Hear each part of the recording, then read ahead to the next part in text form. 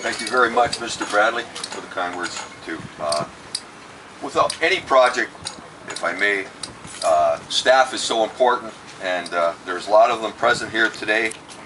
And I just would like to take my hat off to you all that are present from City of Port Colborne staff, led by our manager, CAO, Mr. Bob Heil.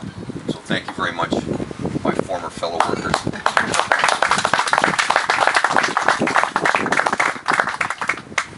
It was in '95 that we presented a report to council to put in a concrete floor with proper glass around the Teeter Kennedy Youth Arena that was just off to your right here, off to my right. And we thought, holy moly, we're going to be big time, until council, who had asked for the report, we filed it with them, said, oh, we'll just put it back in the back burner because we're really going to pursue a new health and wellness center. And being in the business as long as I had been, I said, well, that was very nice, and I thought it was St. Patrick's Day or something. But as it turns out, that's why we're here today. So a generation later, we're doing what we always hoped that we would. At this time, I'd like to call on our mayor, His Worship, Mayor Vance Badaway. Mr. Mayor.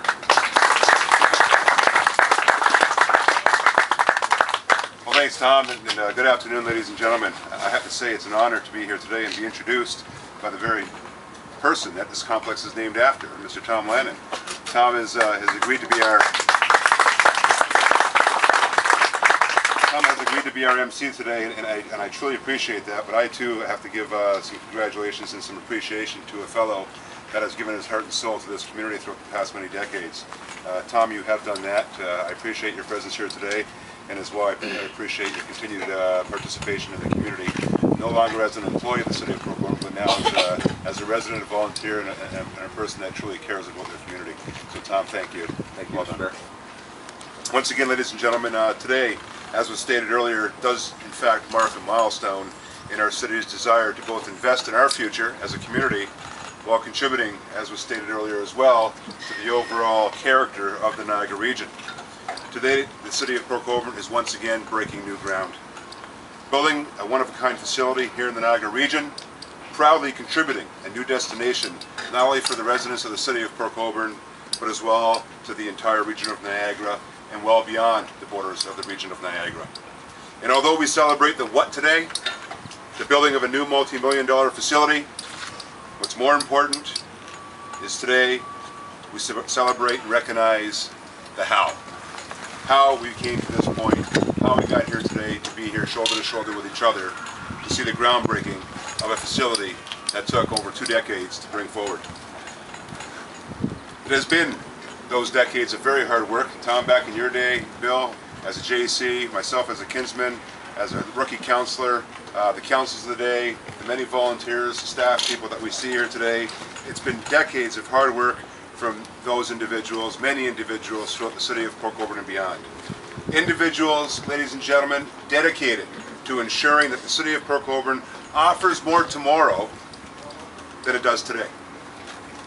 Ensuring that our community is better in the future than the way we found it, living and growing up in our own community.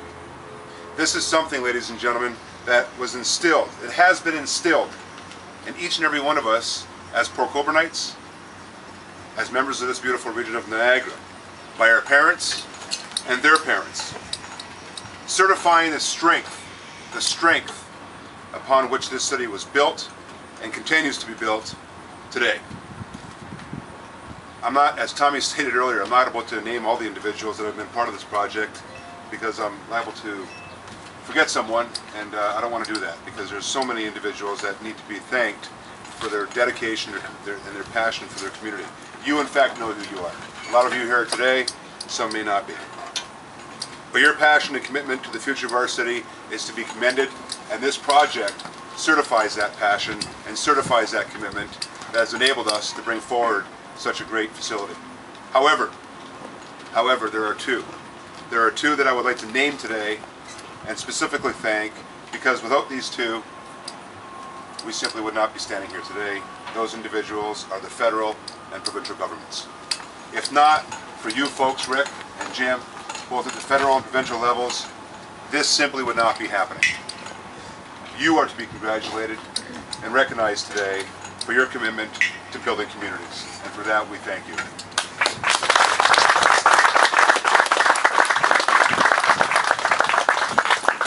People often ask me, as the mayor of a community the size of Port Colborne, how we're embarking on a lot of the projects that we're embarking on. We've had the ability to leverage a lot of dollars throughout the past year because of the dedication and commitment of both council staff, as well as our partners at the regional, provincial, and even the federal, provincial, and even regional levels of government. Their commitment, especially at the provincial and federal levels, in investing in our cities, has enabled the city of this size, 18,000 people, to leverage $11.8 million, turning it into and building a $31 million facility. And it doesn't stop there. Ladies and gentlemen, look around. Look around the city of Port Colborne. As Jim said, look around the region of Niagara. The investments that are currently underway through our city and all cities throughout the Niagara region proves that this community, this region, works together. And while working together, we walk together forever. And that's very important. That's very important to recognize both here in the Niagara region as well as within the 12 member municipalities. Working together enables each and every one of us to walk together forever. The federal and provincial governments, the region, our community, including all community organizations, the business community, individuals, you folks that are here today, city staff, our consultants, MHPM, MJM, Akakon, the construction company, and all the subs that are helping them out. Investing in our community, investing in our region, continuing to build community, to build our region. And if not for the fact that we are working together, it simply would not happen. So once again, it's not only about the what we see behind us being built, more importantly, it's how it's being built. And that's by a region and by a community that's truly working together. Once again, a community, a region that works together, walks together forever. Congratulations, Port Colborne. Congratulations, Niagara.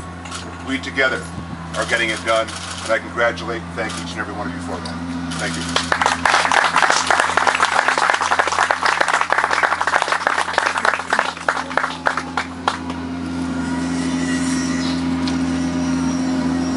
Thank you, Mr. Mayor.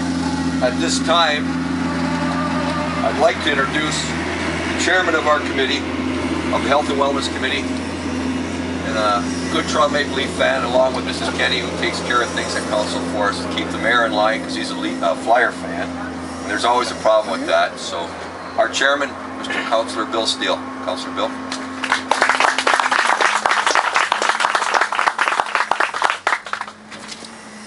Thanks, Tommy. And it's pretty funny listening to you introduce yourself to your own park. So it's the TA Land Park. I thought you may have forgotten that. But anyways, gentlemen, Mr. Dykstra, Mr. Bradley, thank you, and Mr. Allen, thank you for attending today, and our staff, and especially my colleagues on our committee.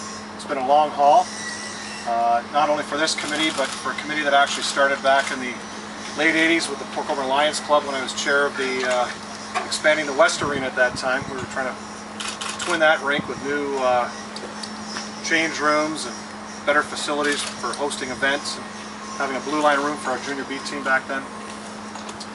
And then that kind of fell by the wayside, and then, as Tommy mentioned, through the 90s some reports came to council, and then once I was elected, I needed a priority of mine to move forward to get something built for Port Colborne. You know, a 1959 arena, a 1967 pool, and a 1972 arena. Really, in today, or back 10 years ago, 15 years ago, just really wasn't cutting it. And all three facilities were in different parts of Port Colborne, so hosting an event was very challenging for our community groups. But they endured, they worked hard, and you know, I think they'll benefit by this project here today. Then in the 90s, or late 90s, early 2000s, we dusted off the old reports. We formed a small committee of council. Some of those members aren't here today, or not on council anymore, but you know, we worked hard, and then we finally formed our community committee with the help of the council of the day, the mayor, and especially our staff. Because really, without the staff for that expertise and what's going on, these projects really don't come to fruition. They were able to guide the committee with their wisdom and their knowledge of what goes on behind the scenes with pools and arenas, and right here with ballparks and soccer fields, and how we can tie all this together. So this is going to bode well for Port Colborne. It's going to bode well for Niagara region. I know where's my buddy Gary Makins, if he's here. Gary, I don't think he is, but anyways, Gary's already promised me some ice time when it opens. We're going to book a 60-team tournament, the Ontario General Insurance Hockey Tournament, which comes back to Niagara in 2013. So Gary promised me first dibs on a weekend, so we'll be bringing that back, and we'll be partnering with the town of Fort Erie with that. So it'll be probably one of the first largest tournament to be brought to the new facility, which I'm very proud of because I help with that committee. So ladies and gentlemen, thank you for attending today. Mayor, great words of wisdom, what Port Colborne has been through, and what we're going to be, what will become in the future. Again, thank you very much.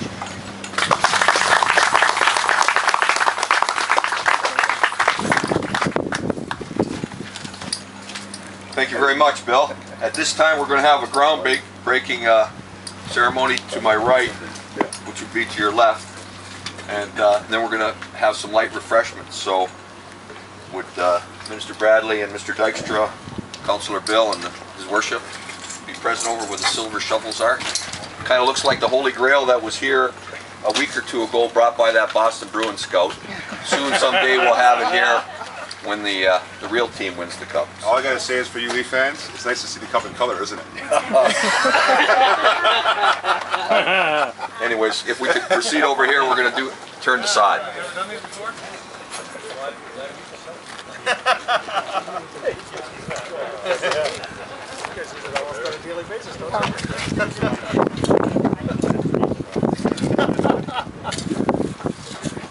Mr. Mayor, Did you want? we really want to see you up on that pile.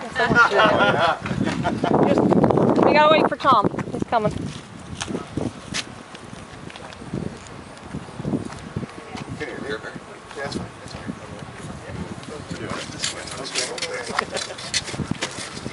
Everybody, what's your work boots? Towards you there, Eddie? Let me take a point. Tom, if you can get closer a bit. Sure. There you go. Just gonna take a few shots. Throw it this way. And if you can hurl some dirt. Love to. Without hitting the camera guy. Keep going. Ready, guys? One, three, three, go. That's good. Thank you. Got it? Next. Who's next? Okay, do one more over here. Another one? Another a throw? On three, guys. Okay. 1, 2, 3. Got it? Yeah. Good. Left-handed shovel.